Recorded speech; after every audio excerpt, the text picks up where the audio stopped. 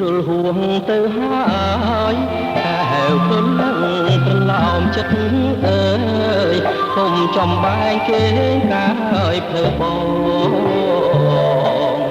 គេមកពើបងនៅថ្នាក់ថ្នមត្រកងអងអែលឲ្យនោះឡង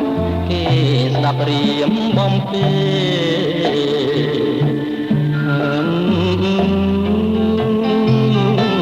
អូនគេ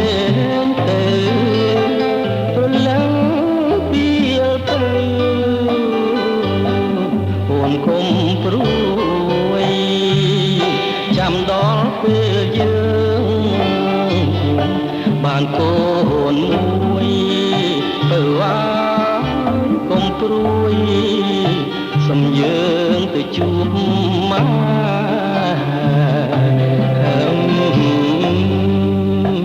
ទៅអាយកុំព្រួយ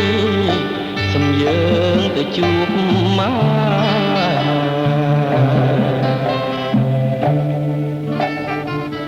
អមានមិត្តអូនកុំភ័យខ្លួនបងជាប្តីណាក់ថ្នមថាទុំចិត្តបងចុះណាមានស្នេហ៍បងថ្នាំងថ្នមថាមិនចោលអូ